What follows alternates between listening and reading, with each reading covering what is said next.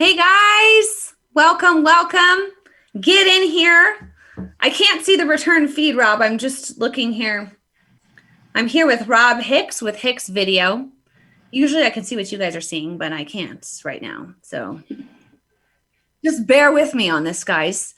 I hope you guys are doing well. Welcome to Conservative Momma live vlog show cast. It's not really, I don't think you would say, I don't podcast. I should get a podcast. People have sent, hey, do you have a podcast? I'm like, well, I do a show on Tuesdays. Let's just count that. Maybe we could put it into like just an audio form. That way people don't have to watch me. That'd be easier. You could just listen, not watch. Because sometimes you're busy. Often I will just listen to things and I don't watch because I'm busy. And I'm doing all sorts of different things. And so sometimes it's just nice to have the audio. So I should look into that. Anyways, welcome. Let me say hi to you guys. I'm so excited for today's show. I have a very special guest that will be joining us shortly.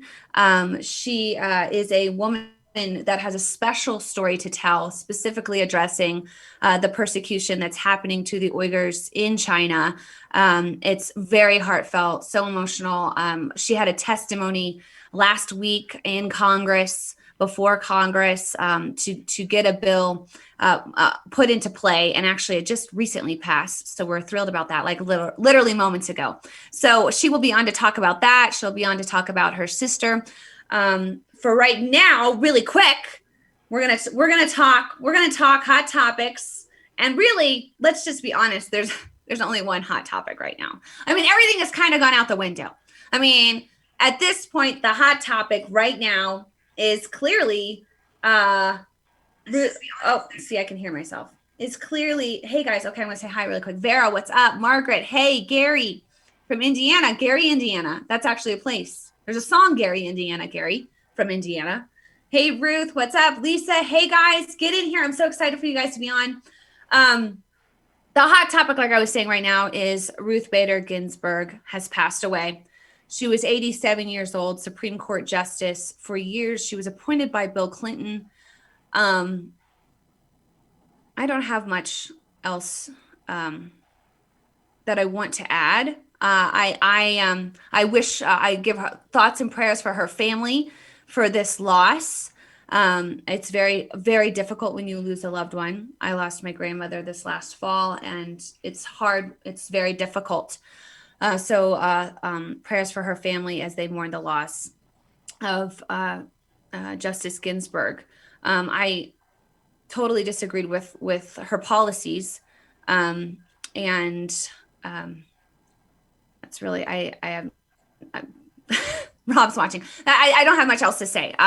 I know it's very difficult when you lose someone, and so this has created a huge issue, as I guess you would say, moment in our history right now. We now have 8 Supreme Court justices. We need 9. There's a huge push right now underway to nominate another Supreme Court justice. I'm wholeheartedly in support of that. Be it that, because I got a lot of haters on the page. So let's just address this right now. I've got a lot of people saying, oh, it's so hypocritical of you to suddenly want to put us another Supreme Court justice on. That's just, what is that? Yeah, you can't do that. You didn't let Obama appoint Garland. Let's just lay out some facts really quick, because that's what's important when it gets hot button issue and people get emotional about stuff. Let's just lay out the facts, okay? Fact 1, there was no COVID-19 in 2016, which has completely changed our entire world. If you guys haven't looked outside lately, or just at any business, any school, any church, it's completely influenced our world, okay? So there was no COVID-19.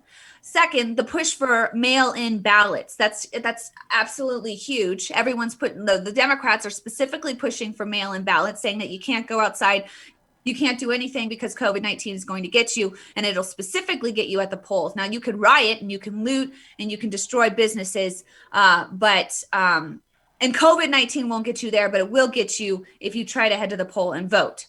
So they're pushing for this mail-in ballot issue, which could create the courts deciding this election. I don't think people understand how the courts will decide this election, most likely. Okay, and I'm believing for a complete landslide victory here. But if there's not a landslide victor, even though I'm believing that there's going to be. It's going to come down to, okay, Trump sweeps the Electoral College. He could even take the popular vote. And then suddenly, days later, we found semis loaded with ballots, just tons of ballots here. And they're all Democrat ballots. Whoa. Okay, so then this is when the courts come into play. And this is when we have lawsuits, and it could go all the way up to the Supreme Court. And you can't have a 4-4 decision. You have to have a Supreme Court that can rule for a victory. And so we need the Supreme Court filled. It's absolutely crucial. Also crucial to point out that when Obama was president, the Senate was a Republican majority. Okay. The American people elect a president, Congress, a House of Representatives, and a Senate. Okay, which is House of Representatives and Senate together as Congress, that we elect them to make these decisions for us on behalf of the people. The Senate votes for judges. Okay, we've appointed, I don't know, Rob's here, a record amount of judges under President Trump, all the way up through the Ninth Circuit. Just we've been appointing. That's what the Senate's been doing. The Senate's been then nominating, and Trump's been nominating. The Senate's been voting and approving these judges. This has been going on for the last 4 years. The Senate's role is to fill a vacancy in the Supreme Court. That is one of their primary roles, is to fill a vacancy. Okay. I'd also like to point out right now that Ruth Bader Ginsburg said there is nothing in the Constitution that says the president stops being president in his last year. Donald Trump is the president of the United States right now. The Republicans hold the Senate in the United States right now. We have a vacancy in the Supreme Court in the United States right now. It is their obligation for the president to nominate someone, and it is the obligation of the Senate to fill the court, to vote and fill. So there's no real hypocrisy here. We're dealing with completely different situations, and we hold the Senate. Now, let's be real. Let's just be completely real. If the Democrats held the Senate in 2016 under Obama, Garland would be a Supreme Court justice. Merrick Garland, he was nominated by Obama. They never went to the Senate floor, because Democrats didn't hold the Senate floor. Okay, so had they would have ruled and voted for a Supreme Court Justice Garland, and that's what would have happened. It didn't happen because they didn't hold the Senate. It's a different circumstances. It's not hypocritical. It's what the American people. When you want to get mad at the American people. The American people voted for a Republican Senate, and it's their job to fill. So we're looking at a couple. The president is going to nominate on Saturday, guys, at the White House, which is, I just want to say this is so cool because there's a huge event. Did you guys know this happening in DC this weekend? Franklin Graham is bringing tons of people to the mall to pray over our nation, and another organization called The Return. So there, and my sister, I'm so excited. My sister, she's this huge prayer warrior. She's been asked actually to pray. So she's going to stand up, take the mic, and pray over DC. I'm so excited for her. I will be watching. But this happens to be taking place right when Donald Trump is going to be picking a nominee. So I think how amazing it is that we have people of faith flooding the nation's capital right at the same time the president of the United States is nominating a new Supreme Court justice. And, all sorts of riots and all that has been schemed, but I believe that God is so much bigger and he sees the bigger picture. And this is not coincidence. It's not coincidence. It's absolutely just the work of God. So I'm so excited. I want you guys to be praying over that event as well. Both events, the president's nomination and over our nation's capital for this huge event taking place with people of faith coming, gathering, and praying over our nation. Really quick, want to note that the president, it's kind of been narrowed down. There's lots of talking about it, but the president has kind of narrowed down 2 people. Okay, he said he's going to pick a woman, and I think that's right. Justice Ginsburg was a woman. I think you replace it with a woman. I think it's a great balance. I really do. Oh, there's one other note I wanted to make about people saying that it's hypocritical that Donald Trump wants to nominate. Obama was a lame duck president at that time. Like, he was on his way. He had served 8 years. He was done. Okay, done. Goodbye, lame duck. President Trump is not a lame duck president. He is running for a second term. So that's also another factor that comes into play. COVID-19, mail-in ballots, we hold the Senate, and Obama was a lame duck. So when someone starts to argue with you or call it, just name off those 4 things and listen to their rebuttal, because they won't have one. Okay, so Amy Barrett Cohen, she's 48. She's a professor from Notre Dame, and she serves in the 7th Circuit in Indiana. She was appointed by Donald Trump. And also another woman named Barbara Lagoa. She is 52. She's a Columbia Law. She's from Columbia Law, and she is a Miami native. She's also kind of, I don't know if you guys remember this huge, it was a huge case, Elian Gonzalez. I don't know. I was very young when this happened. Not too young, but 2000. It happened in 2000. So I was like, what? I was in high school. It happened where there was like this international custody battle over this boy from Colombia. From Cuba. And she took that case and kind of became well known from it. Her name is Barbara Lagoa. She says she's just loved in Florida.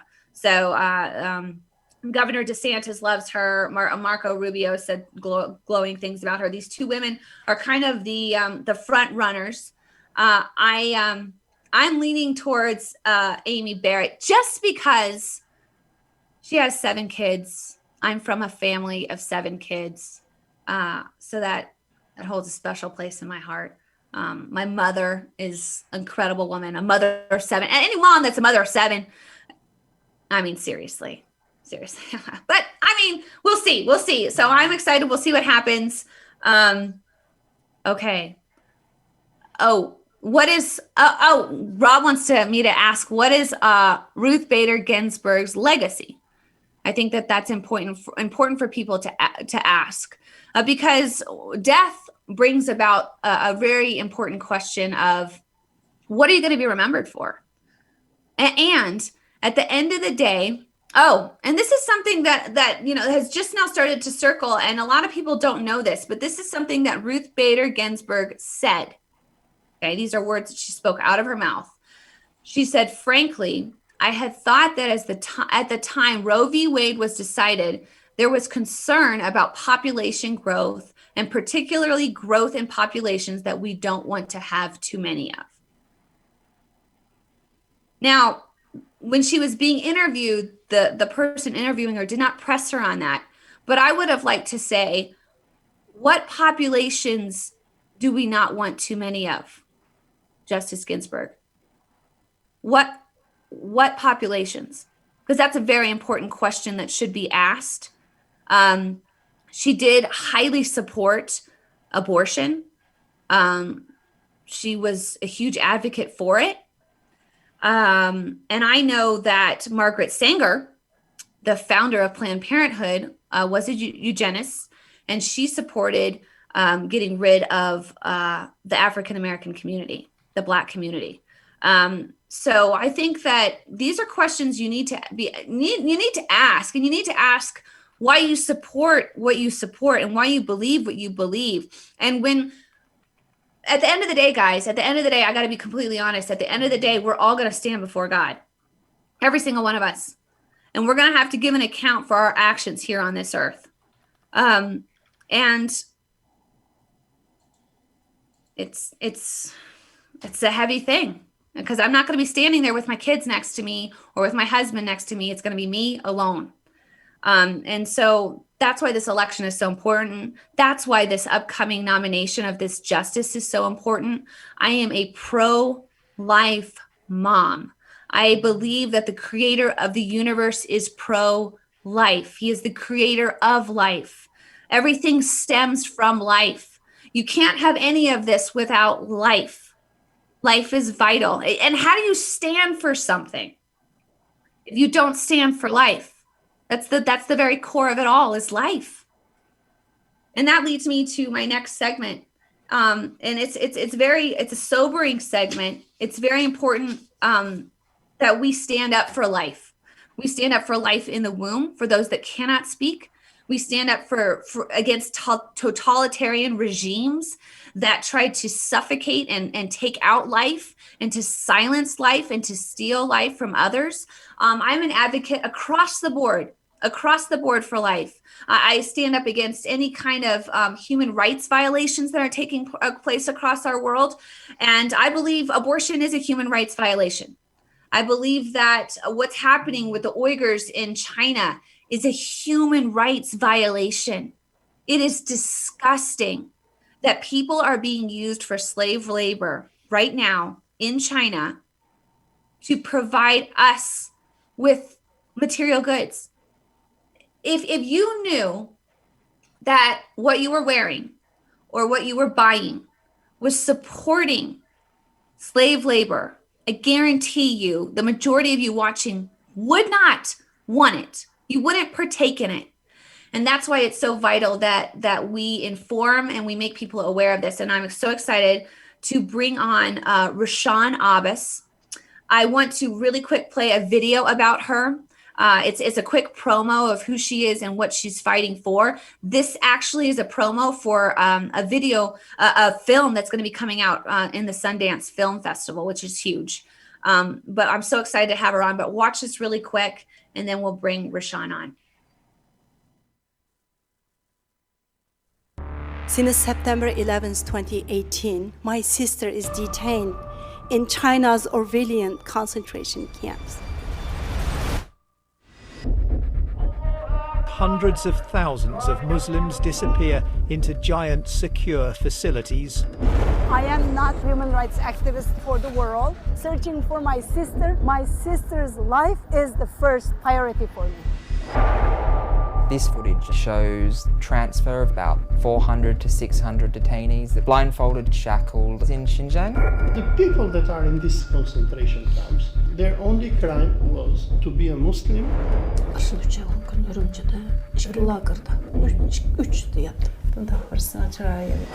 Rushan lost her sister because she spoke about my family. Anything on my sister? Not really. More than 50 countries in the world support what the Chinese government is doing in Xinjiang in dealing with terrorism. Here, that's the mosque. If you go back this way, that is the building. That's where my sister used to live. Another big leak of secret Chinese government documents. What we can find from the documents, every person is very closely watched. acaba mina hedem ba mümkünçiligi bo'lgan, ya'ni urumchini qanday bir amalda mina hedemdan bir isterigini qilish mumkinmidi? The government is holding million innocent people in the concentration camps. Like from the Second World War? Yeah, concentration camps like that. There are reasonable grounds to believe that China is responsible for committing crimes against humanity. And I want to recognize the family of Rushan Abbas. She was taken because her sister's brave activism for Uyghur rights. Every time when I hear a news like localist fathers, it scares me to death if I'm going to hear something like that about my sister.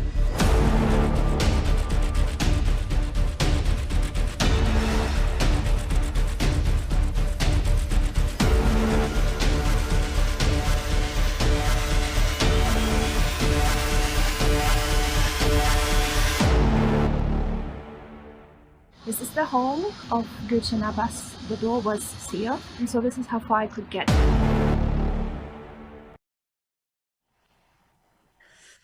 So that is, it's just so heavy to watch that in itself.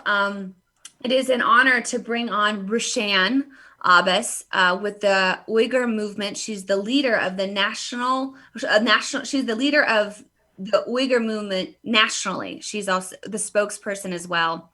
So Rushan, I keep saying Rushan,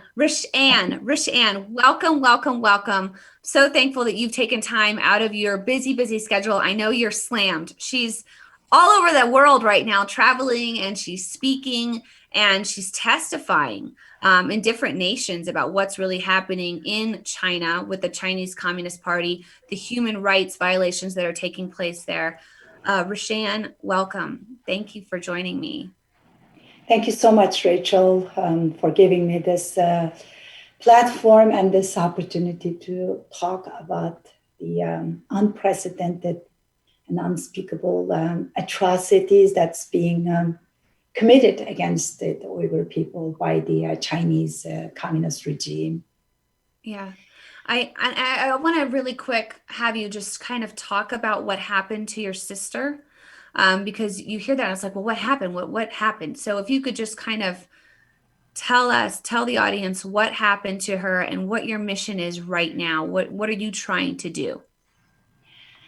Yeah, I am the founder and the executive director of Campaign for Uyghurs, and I founded this organization at the end of 2017 when the Chinese government started to build concentration camps and holding millions of Uyghurs there, and they are sending millions more for to work as forced laborers, as like modern day slavery. Basically, that's what's happening in China. So I have been very vocal and speaking about China's crimes against humanity. Basically, I talked at one of the prestigious think tanks here in Washington, D.C., the Hudson Institute, on September 6, 2018.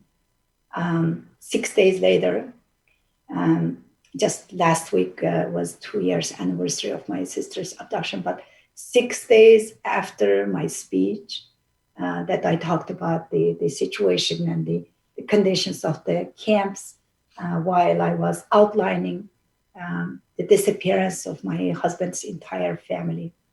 My sister, Dr. Rushan Abbas, was abducted by the Chinese regime as retaliation for me speaking out, speaking about this.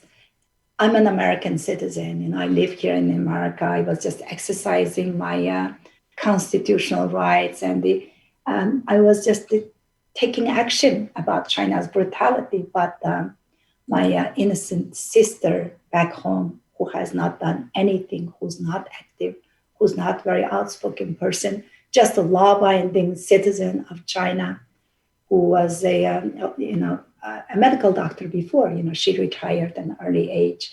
So she is a retired medical doctor. Now she's being held in this, basically, who knows, in a forced labor facility or concentration camp. So I have no idea where she is, how's her health situation, and I don't even know if she is still alive. I sure hope she is.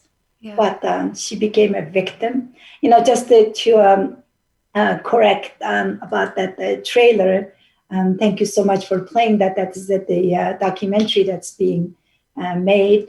The name of it is In Search of My Sister. And we are hoping to, we are going to submit for Sundance Documentary Festival. And we are hoping that it will get selected. But I hope now, talking about this in the live, is not going to create the Chinese government, this manipulation again, and Chinese government's pressure for the festival and not, getting it selected, because that's what's happening. Basically, the Chinese government is buying out the compliance of the entire world. They are not only doing this evil and the totalitarianistic, system, all this evilness against Uyghur people, but they are controlling the entire world, basically. They're buying the compliance of the NBA and of Disney, now with this Mulan, basically they are making concentration camps, and the slavery is like a normal thing, And also they are basically shutting down Hollywood. Look at the celebrities from Hollywood.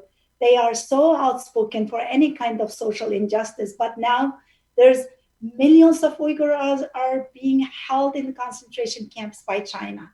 And also over 500,000 Uyghur children are sent to government-run orphanages. And Uyghur women are facing forced marriages and facing forced sterilizations, forced abortions. What happened to the feminists or activists, celebrities in Hollywood? So, I hope that you mentioning about this film and the Sundance Festival, it's not going to create a problem, and the Chinese government is manipulation again. Ugh. Well, this is the thing, and this is what I found is we can't be bullied. Do you know what I'm saying?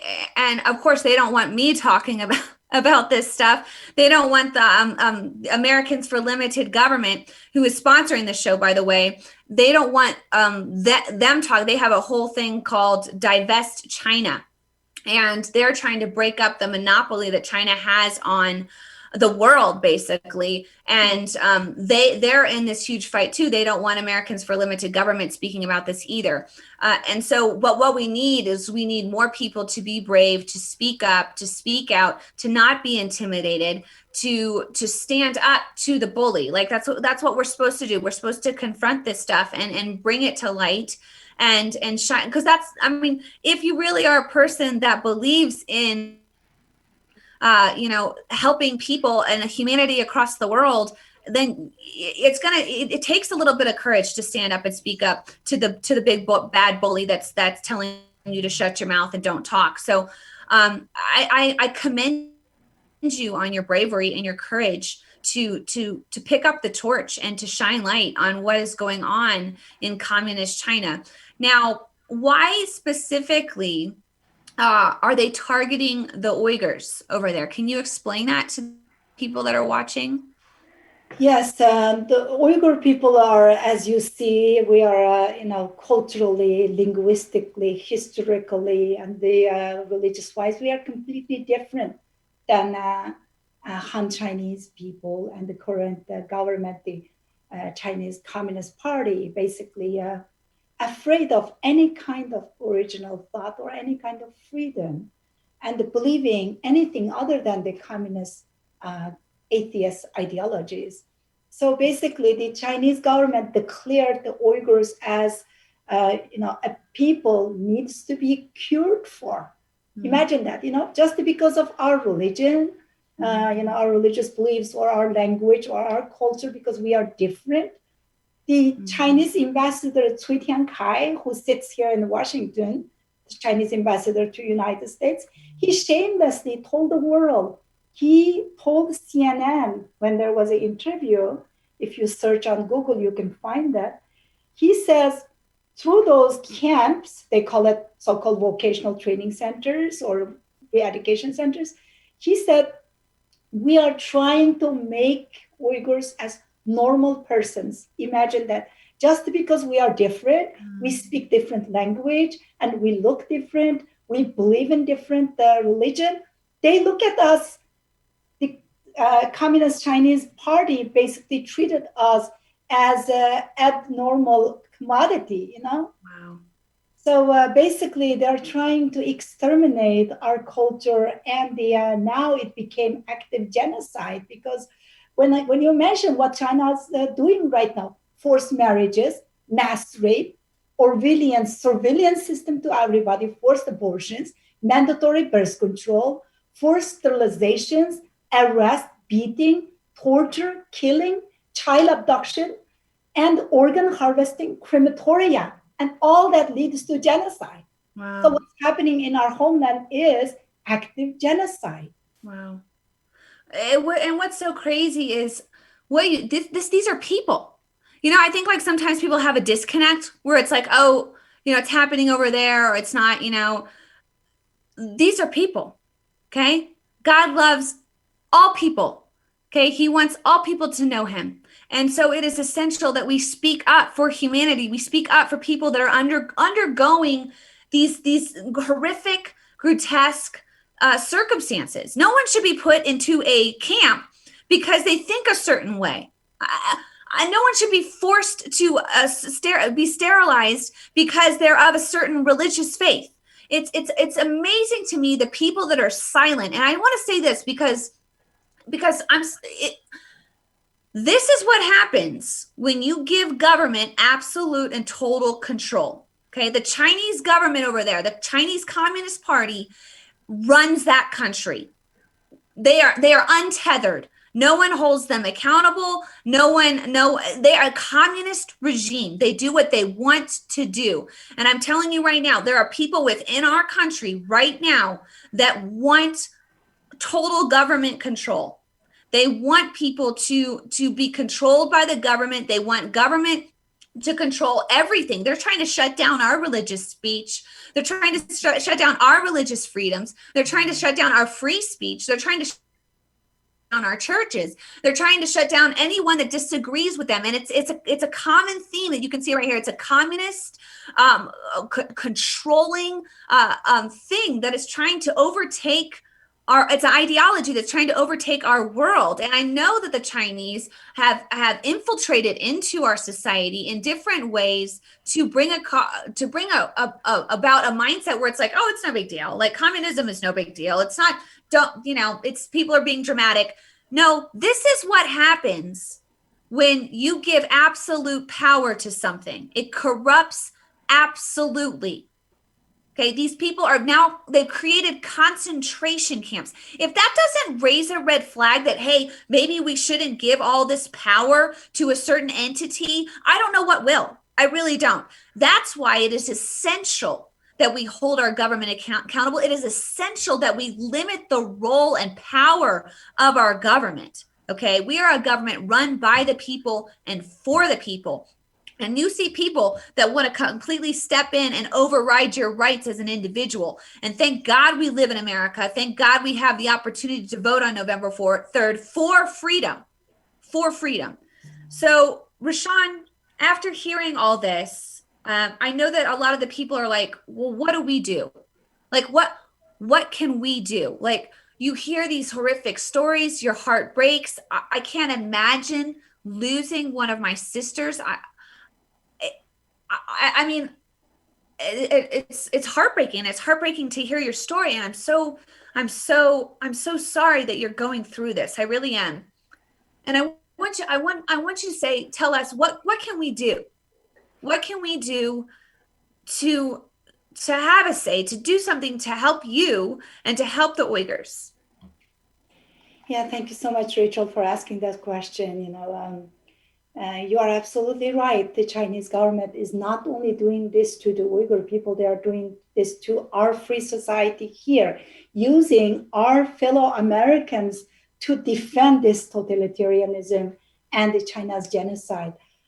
Just like during the World War II, and we do have some people basically, genocide apologists. We have people like Kim Everson and the people like Einar Tengen, this so-called American living in Beijing, and this Margaret Kimberly actually attacking us with China's spreading China's disinformation. And when I just made one comment, she blocked me everywhere on the Twitter. And she calls herself defending freedom. Yes, fight for your freedom, but your freedom is not while you are defending China. Your freedom is not in communism, is not in socialism.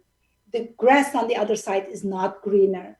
We know how it is to live under the totalitarian system. Our homeland is being occupied by China since 1949. And then now we are facing genocide. And China is using this as a pilot program and controlling the freedom everywhere. And look what happened in Hong Kong. What has been happening to Tibetans? Look what's happening in southern Mongolia. And just look at us as the lessons learned. Do not defend the communist Chinese system and do not defend their genocide that they are conducting against us. And I am, as an American, I'm standing before you as an Uyghur American. And every time when I look at, some of the famous brands, these complicit brands, each time when I see their logo, it steps my heart as I wonder if my sister, a retired medical doctor who was thrown into those camps because of my activism here, is she producing those, who is benefiting from my sister's slave labor? So as an American, I ask you to end your complicity and the boycott any kind of Chinese goods. There is a Winter Olympics, actually. That's another big thing. Can you imagine history is repeating itself not only with Holocaust and the genocide, but also like Hitler announced the 1936 Winter Olympics while he was running the Holocaust. China is going to host the Olympic game, the Winter Olympics in 2022. I meant the Hitler hosted the Munich Olympics. So is Xi Jinping going to announce to the world the Olympic Games for 2022? Are the free people from the free societies are going to watch this and do nothing while a regime conducting genocide, while they have concentration camps and the slavery going on because of one ethnic group, nation, because of our ethnicity and religion, we are being targeted. Are we going to watch the International Olympic Committee doing this? What happened to the principles of the Olympic Committee? Are they going to just be a complicit and support genocide? Well, when you look at United Nations, China is being China's manipulating United Nations as the second largest donor. So United Nations put China on the Human Rights Security Panel. Imagine that, inviting the killer, the murderer, to judge its own trial. So, and also with Belt and Road Initiative is power and the death trap diplomacy that China is running, on the developing countries, and also trade threats. China is basically getting away everywhere. But please don't sell your humanity, your conscience for China's blood money. So end this complicity. Just a few minutes ago, actually, right before we started this show, the House, the U.S. House Representatives, they overwhelmingly voted to take a comprehensive action against the import and basically the goods from China. The bill called the Uyghur Forced Labor Prevention Act, which is HR 6210. HR 6210. And we really need Americans to call their senators, ask senators to pass this bill. We must, pass the bill in the Senate as soon as possible. That is a huge step.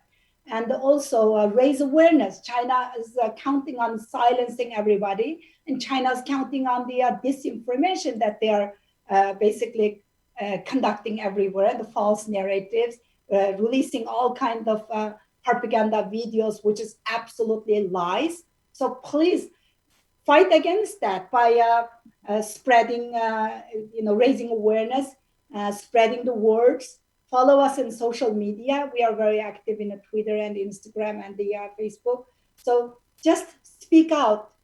Do not be a bystander for genocide. No. All right, awesome. And Rushan, can you tell us what Twitter, where you're at on Twitter and where you're at on Facebook? Yes, it's a Campaign for Uyghurs, and also my name, Rushan Abbas, on the Twitter and the Instagram and the Facebook, all of them. We have a Campaign for Uyghurs as for our organizations, and the for myself, my private one is Rushan Abbas. And I think we might have spelled it wrong on this. So is it RUSHANNE or just ANN? No, it's first name is RUSHAN. That's okay. Rushan, RUSHAN, and then last name is Abbas, ABBAS. Okay. Perfect. Rushan Abbas. Mm-hmm. We'll follow you guys. We'll follow you and support you. And it was HR 6210. Yes. Okay. So if you call your senators. You only have 2, so it's not a lot of phone calls. But call them and say you support HR 6210. That way, it raises awareness on these slave labor camps that are happening in China, forcing the Uyghurs into them, to re-educate them, and then also use them to make products and goods for China and ship it to the United States. I don't want to buy any products or goods that are being made from slave labor, period. I don't think anyone out there does. So this goes across the aisle, actually. And I don't think it should be a Democrat or Republican issue. It's a human rights issue. And we as humans should support the dignity of the human being and fight for any kind of injustice that's happening in our world and stand up against it. So with that, Rushan, thank you. Thank you so much for coming on. Thank you for raising awareness to this. I will be praying for you, and I'll be praying that you find your sister. I believe that we serve a God of miracles. And so continue this fight and keep up the good fight. Thank you, Rachel. I just want to end with this one message. Please don't just do it for the Uyghur people's future, but do it for the world's future. Please act now before the only voice left to speak is one of regret. As one of the members in European Parliament, Ignacio Corio from Italy said, concentration camps are back. What else do we have to witness before taking concrete actions? Gas chambers, mass executions.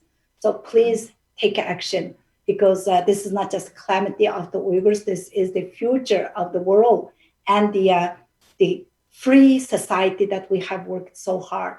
We need to defend that. Thank you so much. Thank you so much, Rushan. I appreciate it. I just want to thank you guys for watching this. Go and support the campaign, the National Campaign for Uyghurs movement. Follow Rushan, RUSHANN, on Twitter, on Facebook, and just spread awareness. I think, and just share this live, because I think that spreading awareness, it just alerts people. And then when you're alerted to this story and to this information, it makes you more aware in your head. Like I found myself the other day, just when I was out shopping, just being more aware of what products I was putting in my cart and what I was buying. And I think that we need to be aware of these things, and we need to be aware of where they're coming from and what these countries support, right? I mean, if we stop buying things made by slave labor, then slave labor is not going to continue to take place. You know what I'm saying? The money talks. Sadly, money talks. And sadly, like, the more I research this, guys, the more I'm finding out that there are Republicans and Democrats lobbying for the Chinese Communist Party right now in DC. That should upset all of us. That we shouldn't. You don't negotiate. You don't play around with people that are enslaving other people. Like, that's where you should draw the line, period. So I'm thankful. I'm so thankful that we're bringing awareness to this. We're going to keep talking about it. We're going to keep spreading this information.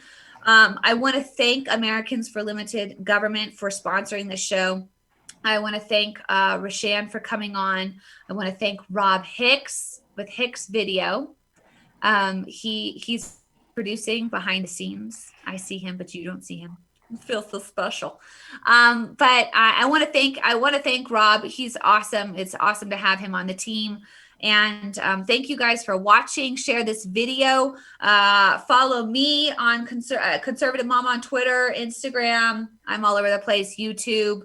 I do speaking events. Would love to come speak to you guys just about how parents need to get involved, man. We can't sit on the sidelines.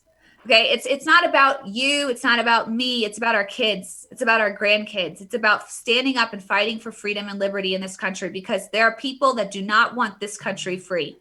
And this election is vital. It is vital that we vote for America. We vote for American independence in this upcoming election, and we vote for freedom. So thank you guys for watching. Until next time, we'll see you guys later. Bye, guys.